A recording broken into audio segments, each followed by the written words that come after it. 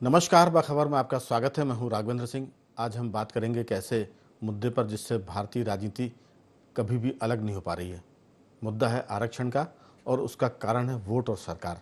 दरअसल आरक्षण कोटे पर कलह शुरू हुई है 1 अगस्त से सुप्रीम कोर्ट के उस फैसले के बाद जिसमें कहा गया था कि राज्य सरकारें अपने हिसाब से जो शेड्यूल कास्ट है उनके लिए आरक्षण का कोटा तय कर सकती है, जिस राज्य में जैसी ज़रूरत हो उसके आधार पर। और ये निर्णय केंद्र के बजाय राज्य सरकारों को करना था। अब इसी पर राजनीति शुरू हो गई। आरक्षण दिया गया था संविधान में कमज़ोर लोगों को मुख्यधारा में लाने के लिए। जो दलित हैं, कमज़ोर हैं, पिछड़े हैं, उनको सबके साथ बराबरी का दर्जा देने के लिए। लेकिन बाद में जातियों में, वर्गों में ये आरक्षण ही एक तरह की राजनीति बन गया।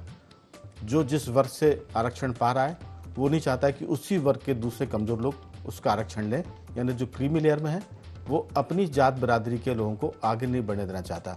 और इसमें सबसे खास बात यह कि इस पूरे मामले में विलन के रूप में, खलनायक के रूप में उभर कर आए हैं भारत के राजनीतिक दल। दरअसल जो राजनीतिक दल हैं वो आरक्षण के नाम पर वोट चाहते हैं और आरक्षण के बदले में चाहे किसी के साथ न्याय हो रहा हो या अन्याय, उन्हें सिर्फ वोटों से मतलब है। आप चाहें तो आसमान से चांद की मांग कर सकते हैं और हमारी पॉलिटिकल पार्टीज उनको लाने का वादा भी कर सकती है, बशर्ते कि आप उन्हें वोट दे दें। अब 1 अगस्त को सुप्रीम कोर्ट ने फैसला किया। 9 सदस्यों की बेंच थी और उसने फैसला ये सुनाया कि राज्य सरकारें क्रीमी लेयर के अलावा अपने इलाके में, अपने राज्यों में आरक्षण के वर्ग को बढ़ा घटा सकती हैं। इस पूरे मुद्दे पर सारे दल जो बात बात पर बीजेपी से लेकर कांग्रेस, समाजवादी पार्टी और बसपा, सपा सब दही जमाए बैठे हैं, कोई भी बोलने को तैयार नहीं है। और यहीं से शुरू होती है भारतीय राजनीतिक दलों की खलनायकगिरी। आज हम इसी पर बात करेंगे कि देश के हित में कौन है और देश के अहित में कौन। मैं इसमें अंतिम बात ये जोड़ूंगा कि देशद्रोह सिर्फ ये नहीं है कि आप आतंकवाद करें, देशद्रोह सिर्फ ये नहीं कि आप करप्शन करें, देशद्रोह ये भी है कि आरक्षण जैसे मुद्दे पर राजनीतिक दल उनके साथ खड़े हैं जो अपनी वर्ग के लोगों के साथ अन्याय कर रहे हैं। दलित वर्ग में जो बहुत दलित है उसको सुप्रीम कोर्ट ने आरक्षण की बात की, लेकिन जो उसी वर्ग के मजबूत पक्ष है वो उसके खिलाफ है और राजनीतिक दल चुप है। अगर हम बात ये करें कि सारा मसला आदिवासियों पर केंद्रित होगा, शेड्यूल कास्ट पर केंद्रित होगा, तो आदिवासियों में आप देखिए कि जो बहुत कमज़ोर वर्ग के आदिवासी है उनको आरक्षण नहीं मिल रहा है। तो विस्तार से बात करेंगे। चर्चा के लिए हमारे साथ मौजूद है स्टूडियो में हमारे एक खास मेहमान, सामाजिक सरोकार से जुड़े कमल राठी जी। स्काइप पर हमारे साथ जुड़े हैं दिल्ली से नागेंद्र परमार जी, और टेलीफोन लाइन पर जुड़े हैं हमारे साथ ग्रामीण और सामाजिक सरोकार से जुड़े रमेश सिंह जी। आप सभी का बहुत बहुत स्वागत है। दरअसल नागेंद्र जी, ये सारा मामला देशव्यापी हो गया है। अच्छी बात यह है कि मध्य प्रदेश में इसका कोई बहुत ज़्यादा असर नहीं है। छुटपुट घटनाएं हुई है, बंद का कोई फ़र्क नहीं पड़ा, क्योंकि मध्य प्रदेश के लोग इस मामले में ज़्यादा सजग और जागरूक हैं और मुझे लगता है कि वो जातिवाद और वर्ग से थोड़ा सा ऊपर उठकर सोचते। लेकिन राजस्थान की बात करें, बिहार की बात करें, वहाँ आगजनी हो रही है, सड़कों पर जाम लगा है, रेलवे ट्रैक को बंद कर दिया गया है। तो ये बहुत सारी बातें जिसमें राजनीतिक दल खलनायक बन गए हैं और मैं तो ये कहता हूँ कि वो देशद्रोह की तर्ज पर जाकर गलत मुद्दे पर गलत लोगों का साथ दे रहे हैं। आपकी राय? राघवेंद्र जी नमस्कार जी। सबसे पहली बात तो ये है कि वोट बैंक की जो सस्ती राजनीति है वो बेलगाम हो गई है। और देखिए, विपक्ष का सदैव काम ये रहता है कि सत्ता पक्ष की अच्छी नीतियों का, अच्छी योजनाओं का समर्थन किया जाए। और कोई अगर योजना देश हित की नहीं है करने के लिए तो उसके लिए चलिए तो सकारात्मक तरीके से उसके बात करे, विरोध करे करने। लेकिन यहाँ विपक्ष की जो भूमिका है, जी। इस बार सरकार के गठन के बाद में विपक्ष की जो भूमिका नजर आ रही है वो लगातार नकारात्मक और विभाजनकारी राजनीति की भूमिका नजर आती है विपक्ष की। एक तरफ हम ये दंभ भरते हैं कि हम विकसित देशों की श्रेणी में खड़े होने जा रहे हैं, हम विकसित राष्ट्र बन रहे हैं, हम जीवन स्तर सुधारना चाहते हैं, लोगों के जीने का करने के लिए उनको आर्थिक मजबूती देना चाहते हैं। लेकिन इसके बीच में अगर विपक्ष इसी तरीके से एक ध्रुव पे खड़ा रहेगा और सत्तासीन दल दूसरे ध्रुव पे खड़ा रहेगा तो कैसे बात बनेगी या करने के लिए। देखिए, आरक्षण है, आरक्षण को विशेष रूप से विपक्ष ने तो एक राजनीतिक हथियार बना दिया है कि उसका ऐसा इस्तेमाल करेंगे, वो अचूक अस्त्र है वो, कि उसकी वजह से सभी राजनीतिक दल आरक्षण के नाम के हथियार से ऐसा डरते हैं कि वो सब बेबस नजर आते हैं, वो सब लाचार नजर आते हैं इस हथियार के आगे या करने के। जी। और उससे भी बड़ी बात है कि विपक्ष हर मुद्दे को संविधान के को खतरे में होने के होवे के साथ में जोड़ देता है और डराने लग जाता है लोगों को करने के लिए। ये एक परिपक्व लोकतंत्र के लिए अच्छी स्थिति नहीं है, मैं तो ये मानता बिल्कुल नागेंद्र जी, दरअसल अगर हम इस चुनाव की बात करें जो गुजर गया है, 2024 के लोकसभा चुनाव की बात करें, तो प्रतिपक्ष ने संविधान की रक्षा को लेकर ये चुनाव लड़ा था और ये संविधान की किताबों की पुस्तक को लेकर लोकसभा में शपथ ग्रहण की थी। लेकिन क्या सुप्रीम कोर्ट संविधान के विरुद्ध कोई फैसला दे सकता है? सुप्रीम कोर्ट ने फैसला दिया और पूरा प्रतिपक्ष जो संविधान की दुहाई देकर रक्षा की बात करके संसद में और संसद के बाहर सड़कों पर हंगामा कर रहा था, वो इस समय खामोश है। दरअसल संविधान की रक्षा करने के लिए इस फैसले के पक्ष में कम से कम उन लोगों को आना चाहिए था जो संविधान की दुहाई दे रहे थे। तो इससे उन तमाम लोगों का एक किस्म का दोगलापन उजागर हुआ है कि आप बात तो कर रहे हैं संविधान की, लेकिन वोट के मामले में आप संविधान की भी एक तरह से अनदेखी कर सकते हैं। ये एक नहीं कई बार साबित हुआ है। मैं इस पर विस्तार में तो नहीं जाना चाहता, लेकिन ये जरूर कहूँगा कि कहा तो ये था राहुल गांधी जी ने कि वो गांधी हैं और किसी से डरते नहीं है, लेकिन जब जब मौका आया तब राहुल गांधी डर गए। वो इस बात से ज़रूर नहीं डरे कि संसद के भीतर उन्होंने लोकसभा अध्यक्ष के साथ एक तरह से बदतमीजी से वो पेश आए कि बच्चों जैसी उन्होंने शिकायतें की कि साहब मेरा माइक बंद कर दिया, मुझे स्क्रीन पर नहीं दिखा जा रहा है।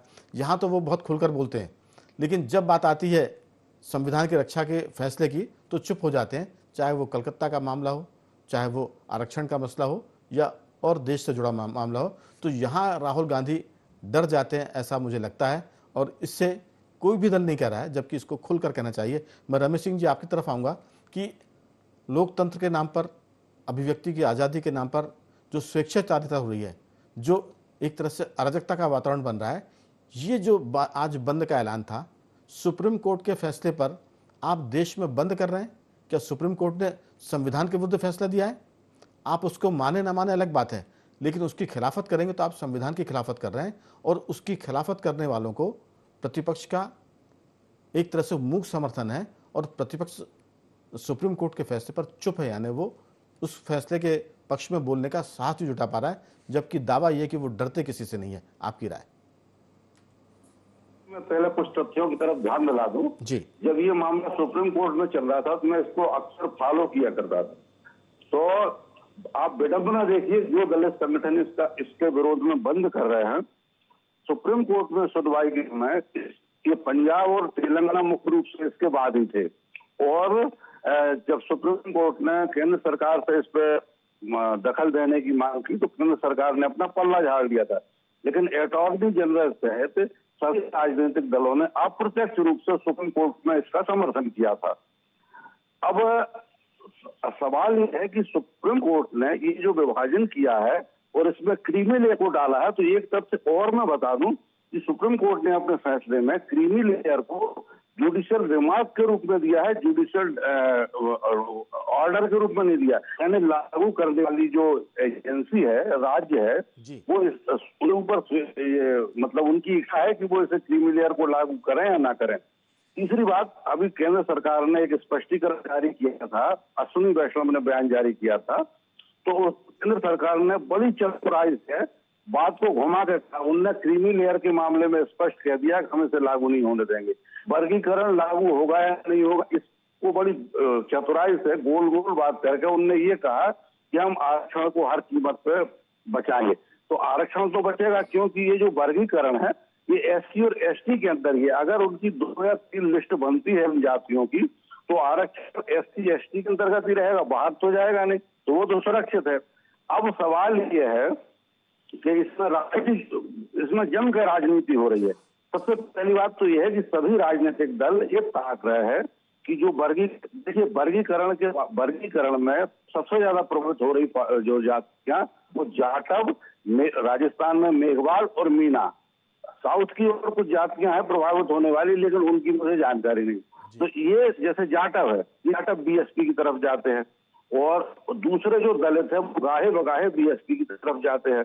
तो एसपी और बीजेपी दोनों चाहती है कि ये वर्गीकरण लागू हो, तो ये जो यूपी में दलितों का जो शक्ति संतुलन है वो बीएसपी शिफ्ट होकर बीजेपी और एसपी की तरफ चल जाएगा इसमें। अच्छा, दूसरी बात यह है कि मगर मान लीजिए यूपी सरकार ने, जहां तक मेरा अनुमान है, यूपी सरकार 3 लिस्ट बनाएगी जाटकों को ढंग से हटाने के लिए।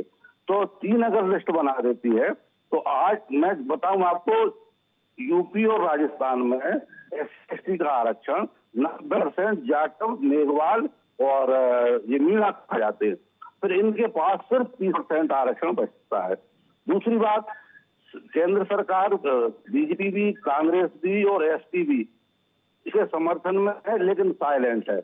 वो क्या चाह रहा है कि जैसे वाल्मीकि है, गोंड है, भील है और जो बहुत सारी दलित जातियां हैं और बहुत सारी जो मतलब पीढ़ी आदिवासी जातियां हैं, उन तक इस आरक्षण का ये जो फैसला है इसकी जानकारी नहीं पहुंची।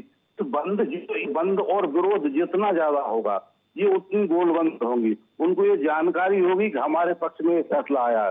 तो इसे मतलब राजनीतिक दलों की खुली मंशा ये है कि दलित जो राजनीति है बहुत ज्यादा स्ट्रांग हो गई है और ये किसी के बस में आते नहीं है। जब आंदोलन करने लगते, पिछली बार जब वो कानून के मामले में सुप्रीम कोर्ट ने आदेश दिया था तो उसको पलटने के लिए मजबूर कर दिया था केंद्र को, संसद में उसे सुप्रीम कोर्ट से आदेश को ही बदलना पड़ा था। तो ये काबू से बाहर जा रहा है सबसे। अच्छा, दूसरी इनकी वोटें एक मुश्त दलित संगठनों की तरफ जाती है। तो राजनीतिक मेरा मानना यह है कि इसमें किसी का आरक्षण खत्म तो नहीं हो रहा सुप्रीम कोर्ट के फैसले से। विरोध की बात तो तब है कि जब सुप्रीम कोर्ट के फैसले से आरक्षण खत्म हो रहा हो। सुप्रीम कोर्ट ने जो अपना निर्णय दिया उसमें जिस वर्ग को आरक्षण मिल रहा है उस वर्ग की क्रीमी लेयर को अलग करने की बात की कि एक अगर सुप्रीम कोर्ट में माने दलित वर्ग का कोई परिवार अगर लगातार आईएएस बना हुआ है, आईपीएस बना हुआ है, तो उसी कौम के, उसी बिरादरी के जो नीचे के तबके के लोग हैं जो क्वालिफाइड हैं लेकिन वो नौकरी नहीं पा रहे हैं, तो उसके आरक्षण की बात हो रही है। मुझे लगता है कि इसमें सब दलों को मिलकर काम करने की जरूरत थी। लेकिन जो मैंने शुरुआत में कहा था कि दरअसल राजनीतिक दल सत्ता पाने के लिए राष्ट्रद्रोह की सीमा तक चले जाते हैं। सुप्रीम कोर्ट के इस फैसले पर उनकी चुप्पी इसी तरफ इशारा करती है कि हमको इससे मतलब नहीं है देश में आग लग जाए, देश जल जाए, वर्ग संघर्ष हो जाए, लेकिन हम इस मुद्दे पर इसलिए नहीं बोलेंगे क्योंकि हमारे वोट इसमें घट जाएंगे। राठी जी, दरअसल जो दल हैं वो इतने कमजोर हैं कि एक वोट अगर टस से मस होता है और उनकी हवा खराब हो जाती है। किसी में भी सच का बोलने का साहस नहीं है। भले कोई कहता रहे कि हम डरते नहीं हैं, लेकिन आप देखिए कि इस मुद्दे पर कोई भी दल आगे नहीं आ रहा है। बीजेपी ने 1-2 बार कोशिश की थी, उसको नुकसान हुआ, वो भी सरकार में रहने के बाद चुप हो गई। लेकिन कांग्रेस, समाजवादी पार्टी, बसपा, ये सब इस पर खेल रहे हैं और ये देश के लिए घातक है। आपकी राय? आरक्षण खत्म नहीं हो रहा है, सिर्फ जो लोग जरूरतमंद है उनकी तरफ जाने की बात हो रही है, लेकिन देश को जलाने की तैयारी की जा रही है। ये सबसे खतरनाक है। देखिए, सबसे पहले तो मैं चूंकि सुप्रीम कोर्ट का आदेश पूर्णतः पढ़ नहीं पाया हूँ तो बहुत विश्लेषण शायद करूँ या करूँ तो कुछ गलत भी हो सकता है, तो पहले ही माफ़ी चाहता हूँ। आप तो आम आदमी के नाते जी, जो आपको लगे वो बताइए, क्योंकि हम विशेषज्ञ नहीं हैं, ना तो हम कानून के जानकार हैं, ना बैरिस्टर हैं, ना सुप्रीम कोर्ट के वकील हैं। जो कुछ सामने दिख रहा है उसमें आपको लगता है कि ये गलत है और ये सही है? जो नेचुरल जस्टिस है वही लॉ होता है? नहीं, जो मेरे अभी तक समझ में आया, मुझे ये लगता है सुप्रीम कोर्ट ने संविधान में जो निर्धारित आरक्षण है उसको कदापि कम नहीं किया, कोई चेंज नहीं किया है। जो बात रमेश जी ने कही कि क्रीमी लेयर को अप्लाई करने का भी उनने ऑर्डर नहीं किया है, वो सिर्फ उनने एक रिकमेंडेशन की है कि अगर आप चाहें तो कर सकते हैं। वो राज्यों पर छोड़ दिया है, राज्यों पर छोड़ दिया। उनने सिर्फ वर्गीकरण कहा कि जैसे कोई कास्ट है, जैसे हम जनरल कैटेगरी की बात करें तो 50% जैसा सुप्रीम कोर्ट के आदेश से जनरल कैटेगरी का था, तो उसमें एक 10% ईडब्ल्यूएस का आरक्षण आ गया।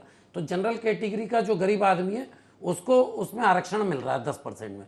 इसी तरह उनने उसका कैटेगराइजेशन, जैसे आंध्रा सरकार में, राजस्थान में, आंध्रा और पंजाब, इन लोगों को इसकी कैटेगराइजेशन की जरूरत थी क्योंकि कोई कास्ट ऐसी थी जो एससी में और होके भी आगे आ गई, आगे आके वो संपन्न हो गई, तो जो कास्ट पीछे रह गई उसे आरक्षण नहीं हो पा रहा था, उसका लाभ नहीं ले पा रहे थे। जैसे बच्चों को एजुकेशन में देना है तो बच्चा ये बच्चे, इनके परिवार चूंकि बहुत अच्छे कॉलेजेस में पढ़ लिए, इनकी अच्छी कोचिंग, इनके पास आर्थिक क्षमता बढ़ गई और उनके पास नहीं रही तो कॉम्पीट नहीं कर पाए।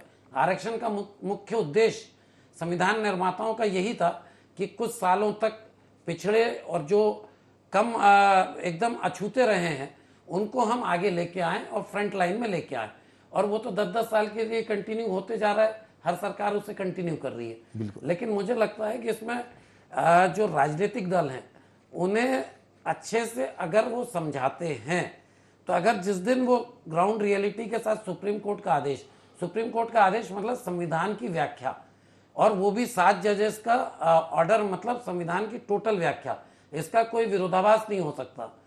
लेकिन इसको समझाने की आवश्यकता है, ना कि इस पर राजनीतिक करने के लिए। इसको तो कमल जी समझा कह रहे हैं, इस पर तो लोगों को बरगलाया जा रहा है जी, बहलाया जा रहा है, और किसी के समझ में भी आ रहा है तो राजनीतिक दल उसको समझने नहीं देना चाहते, क्योंकि समझ जाएंगे तो शांति हो जाएगी। असल मकसद तो देश में अशांति पैदा करना है, ये मुझे लगता है। बिल्कुल आपकी बात से मैं सहमत हूं कि मुझे लगता नहीं है कि सुप्रीम कोर्ट के आदेश से किसी का भी अहित होगा, ये समझाने की बात है। और इसको राजनीतिक जितने भी पार्टियां हैं वो अपने अपने ढंग से इसका इंटरप्रिटेशन अलग अलग ढंग से नीचे तक समझा रही है, इसके कारण आपको विरोध दिखेगा। और मुझे तो जनता के बीच इसका बहुत विरोध या चर्चा नहीं दिखी, मतलब मध्य प्रदेश में। देखिए, दरअसल इसमें किसी को समझाने की जरूरत नहीं है। अगर राजनीतिक दल नहीं भी समझाते हैं तो इसका कोई विरोध नहीं करेगा, लेकिन जो राजनीतिक दल है वो उल्टा समझा रहे हैं, आदिवासियों को भड़का रहे हैं। मेरा मानना है कि जो क्रीमी लेयर है उसको उकसा रहे हैं, क्योंकि अगर इसमें राजनीतिक दल समर्थन ना दें तो इस किस्म के आंदोलन देश में हो नहीं सकते, क्योंकि जिस वर्ष से आंदोलन की बात आ रही है उसको आंदोलन से कोई मतलब ज़्यादा होता नहीं है। हमने इसके पहले चर्चा की थी एक बार कि आदिवासी तो चाहता है कि आप हमारी ज़िंदगी में दखल ना दें, बस यही हमारा विकास है। लेकिन नागेंद्र जी, मैं आपके पास आ रहा हूँ, क्या सुप्रीम कोर्ट संविधान के विरुद्ध निर्णय दे सकता है? और सुप्रीम कोर्ट का निर्णय संविधान के विरुद्ध नहीं है तो उसके फैसले का विरोध क्यों हो रहा है? अगर सुप्रीम कोर्ट के फैसले का विरोध करते हैं तो फिर विरोध करने वाले संविधान की खिलाफत कर रहे हैं, वो संविधान के साथ द्रोह कर रहे हैं। मुझे लगता है कि राजनीति करने के 100 तरीके हो सकते हैं, लेकिन संविधान के निर्णय, सुप्रीम कोर्ट के निर्णय पर सियासत करना मतलब देश में जो न्यायिक संस्था है उसको आप खत्म करने की तरफ ले जा रहे हैं। 2 चीज़ों को मैं मानता हूँ, आप कोर्ट के खिलाफ मत जाइए, दूसरा इंडियन आर्मी के खिलाफ मत जाइए। बाकी देश में 98 ऐसे आपको मुद्दे मिल जाएंगे जिन पर आप विरोध करिए। 100 में से इन दोनों को छोड़ दीजिए, आर्मी और सुप्रीम कोर्ट, क्योंकि अगर ये दोनों को आप छेड़ेंगे तो फिर आप बचेंगे नहीं। ऐसी राय है, आपका क्या कहना है? जी बेशक होना तो यही चाहिए राघवेंद्र जी, ऐसा ही होना चाहिए। लेकिन मुझे तो अब ये लगने लग गया है, मेरी निजी राय है कि जैसे बचपन में हम वो चांद की कहानी सुना करते थे ना, कि चांद के लिए अगर बच्चा मचलता था तो माँ उसे पानी में चांद की तस्वीर दिखा के कहती थी ये ले ले चंदा मामा। मेरे को लगता है कहीं ना कहीं कि विपक्ष भी सत्ता में आने के लिए इतना आतुर है कि उसे 5 साल का भी इंतजार करने के लिए भी वो तैयार नहीं। वो चाहता है कि तात्कालिक रूप से हर बात पे सरकार को घेर के येन केन प्रकरण हम कटघरे में खड़ा करें और किसी भी तरीके से सरकार के सहयोगी दल उसका समर्थन ले और हम सत्ता में आए।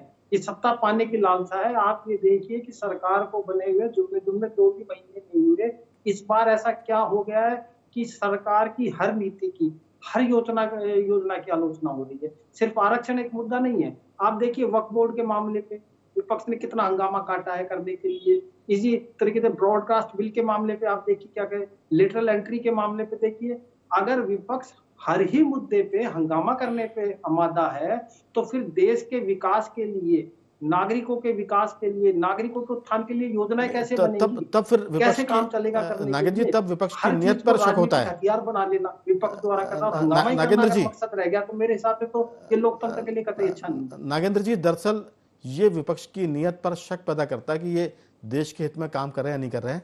मेरा तीनों साथियों से एक सवाल रहेगा कि लोकतंत्र में चुनाव होते हैं 5 साल में, जैसे 1 साल में बच्चा एग्जाम देता है और परीक्षा के बाद परिणाम आते हैं तो उससे तय होता है कि वो पढ़ाई की थी या नहीं की थी।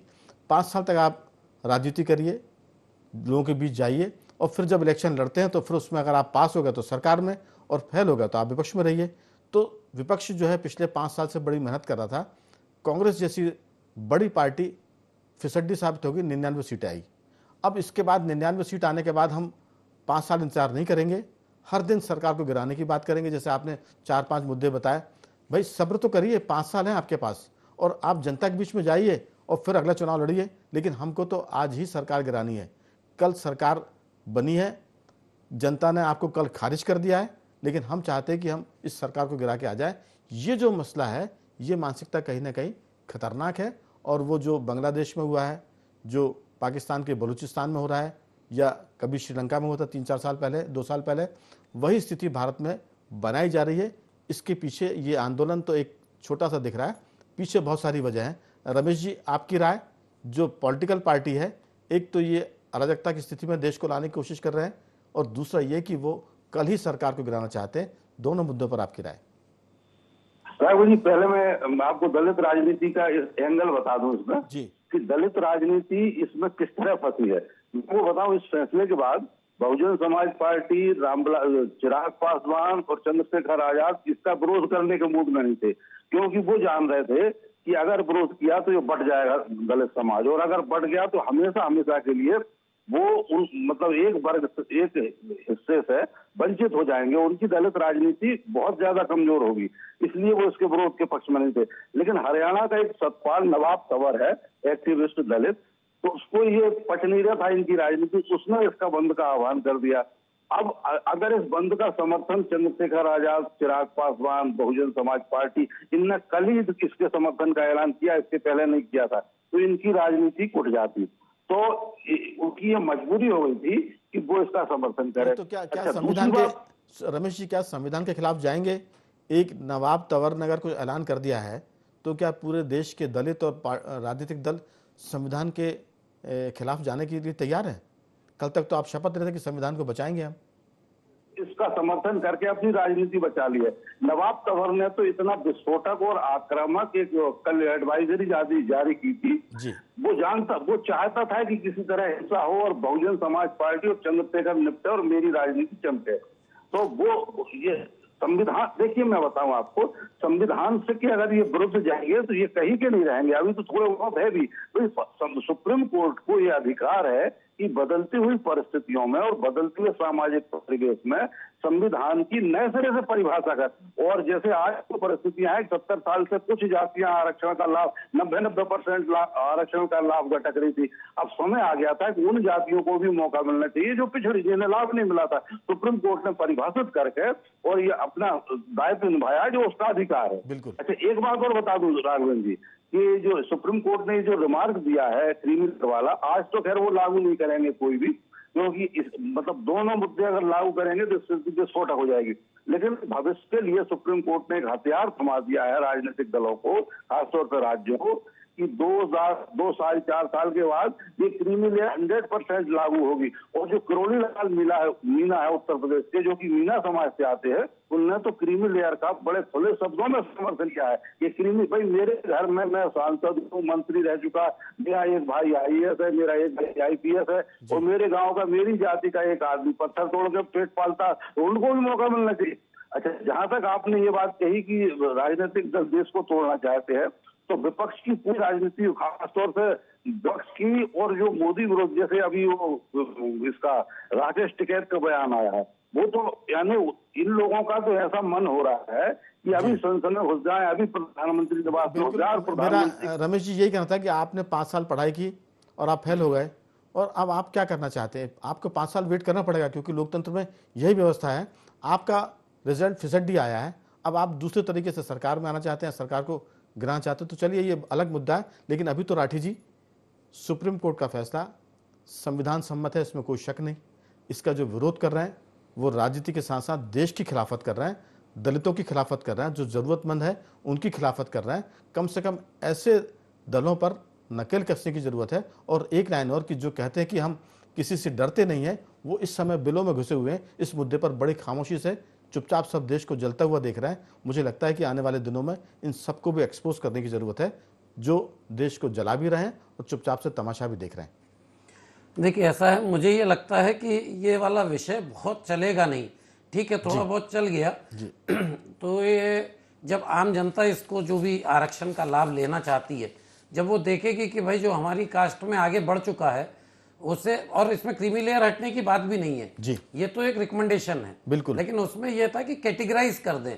ऐसा आंध्रा ने किया है और पंजाब में भी किया है, और मुझे लगता नहीं है इसमें आसमान टूटने जैसी कोई बात नहीं है। लेकिन राजनीति करने वाले देश में आग लगाने की कोशिश कर रहे हैं, और जिन दलों की जिम्मेदारी है, चाहे वो सत्ता के हो चाहे प्रतिपक्ष के, वो चुप बैठे हुए हैं। ये भी देश के साथ एक किस्म का अपराध है। आने वाले दिनों में जनता और देश इस पर फैसला करेगा।